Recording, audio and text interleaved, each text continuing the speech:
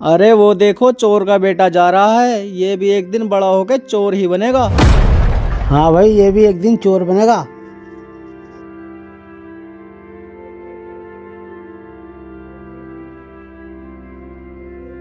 ये कहानी है बिहार के एक छोटे से गांव शिवपुर की। शिवपुर में रहता था 18 साल का समीर। समीर अपनी अम्मी के साथ रहता था। उसके पापा का देहांत हो चुका था। समीर के पिता कभी गांव के मशहूर बावर्ची थे। उनके खाने की खुशबू पूरे इलाके में जाती थी। लेकिन एक दिन पंचायत में आरोप लगा कि उन्होंने शादी के फंक्शन के पैसे हड़प लिए। नहीं सरपंच जी, मैंने ऐसा नहीं किया। मैंने कोई चोरी नहीं की। मुझ पर झूठा इल्जाम लगाया जा रहा है। सलीम ने अपनी बेगुनाही साबित करने की पूरी कोशिश की, लेकिन इसकी कोशिश नाकामयाब रही, क्योंकि सलीम पर इल्जाम कलवा ढाबे वाले ने लगाया था। कलवा ढाबे वाला शिवपुर गांव का रहने वाला था। कलवा का बिरयानी का ढाबा था और उसी के पास सलीम अपनी बिरयानी का ठेला लगाता था। इसलिए कलवा ने सलीम पर झूठा इल्जाम लगाया। सरपंच ने फैसला किया और सलीम का ठेला शिवपुर गांव से हटा दिया। सलीम, तुम पर लगाए गए सारे इल्जाम सच होते हैं। सरपंच जी, मैं अपने बेटे की कसम खाता हूँ, मैंने कोई चोरी नहीं की। ये सब मुझे फंसाने की कोशिश है। अरे नहीं नहीं, अगर तू चोरी कर सकता है तो तू अपने बेटे की झूठी कसम भी खा सकता है। कसम खाने से तेरी चोरी नहीं छुप सकती। सरपंच जी, हमें इंसाफ चाहिए। इस सलीम का ठेला इस गांव से हटना ही होगा। सरपंच ने फैसला किया और सलीम का ठेला शिवपुर गांव से हटा दिया। सलीम ये सदमा बर्दाश्त नहीं कर सका और उसने खुदकुशी कर ली। उस समय समीर 1 साल का था। उन्हें बेइज्जत कर दिया गया। अरे ये देखो गांव वालों, सलीम चोर ने खुदकुशी कर ली। लगता है कहीं चोरी कर कर आया होगा। कभी कभी सजा सिर्फ इंसान को नहीं, उसके पूरे परिवार को मिलती है। इस समय समीर 18 साल का हो चुका था, लेकिन गांव के लोग समीर को बचपन से एक ही ताना देते थे, चोर का बेटा, चोर। अरे वो देखो, चोर का बेटा जा रहा है। ये भी एक दिन बड़ा होके चोर ही बनेगा। अरे ये स्कूल जाकर क्या करेगा? वैसे भी इसको कौन सा कलेक्टर बनना है? इसको भी अपने बाप की तरह चोर ही बनना होगा। इस ताने ने समीर को उसका स्कूल आना जाना भी मुश्किल कर दिया था, क्योंकि अब वो बड़ा हो चुका था और गांव वाले उसको चोर के नाम से जानते थे। ये बात समीर को बर्दाश्त नहीं हुई। समीर घर जाता है और अपनी अम्मी से इस बात की सच्चाई जानने की कोशिश करता है। अम्मी, ये गांव वाले मुझे चोर कहते हैं और अब्बा को भी चोर कहते थे। मुझे चोर के नाम से जाना जाता है। ऐसी क्या बात है जो अम्मी तुम मुझसे छुपा रही हो? समीर की अम्मी के लिए ये कोई नई बात नहीं थी, क्योंकि जो तने समीर को आज सुनने को मिल रहे हैं वो ताने समीर की अम्मी 18 साल से सुनती हुई आ रही है। समीर की अम्मी को ही पता है 18 साल उसने कैसे काटे, लोगों के तने सुने और चुप रही। समीर के बहुत पूछने के बाद माँ की आंखों में आंसू आ गए और उसने समीर से कहा, बेटा, तेरे अब्बा ने कभी हराम का 1 रुपया नहीं लिया। बेटा, ये तो उन पर झूठा इल्जाम लगाया गया था और वो इल्जाम लगाने वाला कोई और नहीं, कलवा ढाबे वाला था।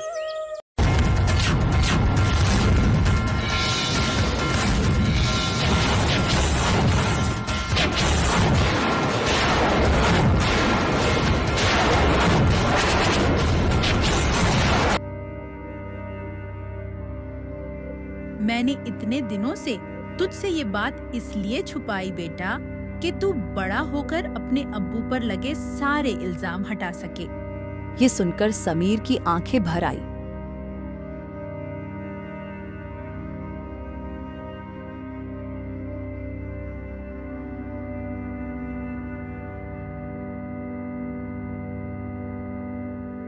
उस दिन समीर ने कसम खाई। मुझे कसम है, अगर मैंने अपने अब्बू पर लगे सारे इल्जाम झूठे साबित ना करे तो मैं अपने आप को कभी माफ़ नहीं करूँगा। मैं अब्बा की इज्जत वापस लाऊंगा और वो भी पूरी ईमानदारी से। अब मैं बताता हूँ कलवा ढाबे वाले को।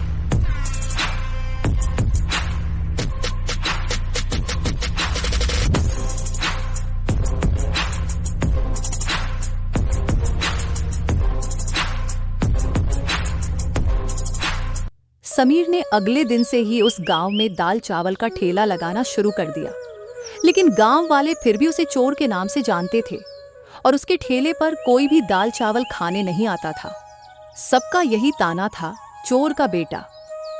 धूप कड़क थी और ठेले पर रखे दाल चावल ऐसे ही रखे हुए थे, लेकिन कोई भी उसके दाल चावल खाने नहीं आए। थोड़ी देर बाद एक आदमी उसके ठेले पर दाल चावल खाने आता है।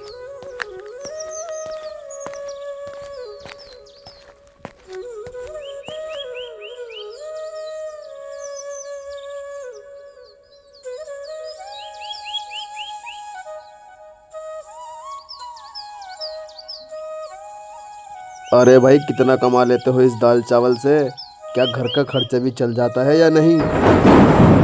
ये शब्द समीर को चुभने लगे थे। हाँ भाई, जो भी कमाता हूँ वो पूरा ही नहीं पड़ता और उधार में चला जाता है, लेकिन क्या करूँ? अरे भाई, इससे तो तुम्हारे घर का खर्चा चलना भी मुश्किल है और उधार उतारना तो दूर की बात है। ऐसा कोई काम करो जिससे अच्छे पैसे बचे और कमाई भी अच्छी हो। लेकिन ऐसा कौन सा काम करूँ? मेरे पास इतने पैसे भी नहीं है और खेती की जमीन भी नहीं है।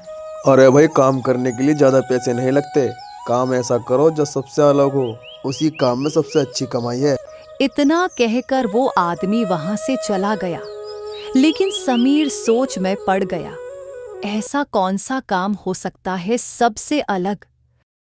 तभी वहां पर दो लड़के आते हैं।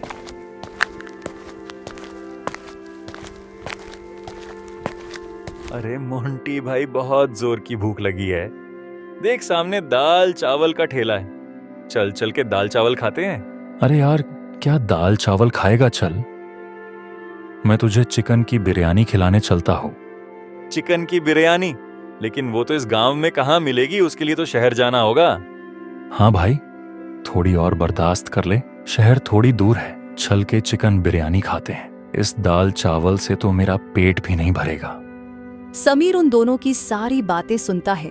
उनकी बात सुन के समीर के मन में एक आइडिया आता है। चिकन बिरयानी? अरे ये तो वही रेसिपी है जिसके कारीगर मेरे पापा हुआ करते थे। अगर मैं चिकन बिरयानी बना लूँ तो मेरी बिक्री भी बढ़िया होगी, क्योंकि दाल चावल खाना अब लोग पसंद नहीं कर रहे हैं। यही सोचकर समीर अपना ठेला लेकर अपने घर चला जाता है। समीर ने वही रेसिपी उठाई। उसने गांव के पेड़ के नीचे एक छोटा सा बिरयानी का ठेला लगाया, लेकिन गांव वाले ये देखकर हंसने लगे और उसका मजाक बनाने लगे।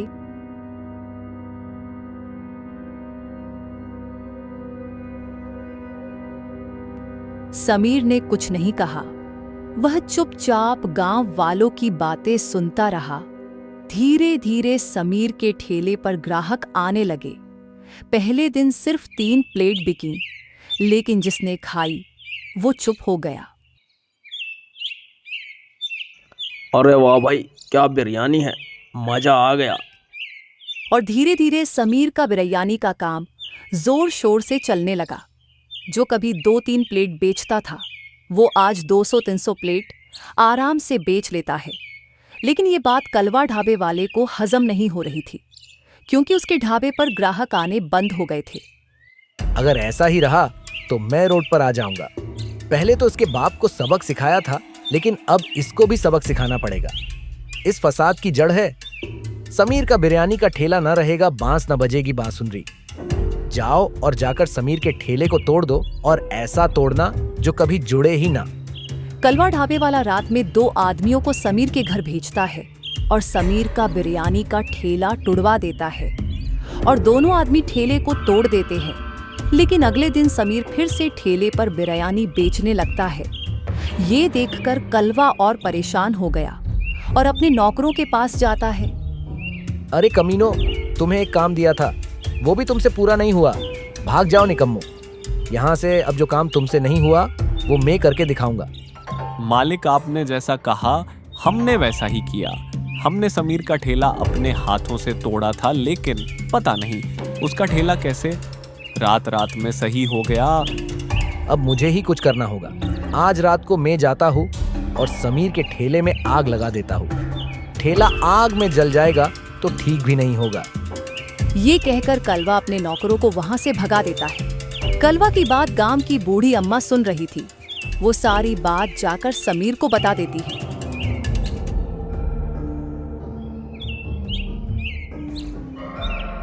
अच्छा तो ये बात है, जिस बकरे का मुझे सालों से इंतजार था वो आज अपने आप ही छुरी के नीचे आ रहा है। समीर ने कलवा के आने से पहले ही सारी योजना बना ली थी। रात हुई और कलवा समीर के घर की ओर चल पड़ा, हाथ में मशाल और आंखों में चमक। कलवा ने जाकर समीर के ठेले में आग लगा दी। ठेला आग में पूरी तरह जलने लगा और जोश में कलवा के मुंह से बात निकली। इसका बाप चालाक बनता था तो इसके बाप को मैंने चोरी का इल्जाम लगाकर फंसाया था, और अब ये चालाक बन रहा था। अब इसका ठेला भी गया। गांव का सरपंच और कुछ आदमी कलवा की बातें सुन लेते हैं, क्योंकि समीर ने पहले से ही गांव के सरपंच को वहां पर बुलवाया था और सब कलवा के सामने आ जाते हैं। कलवा घबरा जाता है और कहता है, अरे देखो देखो, ये आग किसने लगा दी बेचारे। समीर का ठेला जलकर राख हो गया। कलवा, तेरी करतूतों का पर्दाफाश हो गया। ज्यादा होशियारी मत दिखा। 18 साल पहले गांव का चोर सलीम नहीं, तू था। हमें पहचानने में भूल हो गई, लेकिन अब तू नहीं बच पाएगा।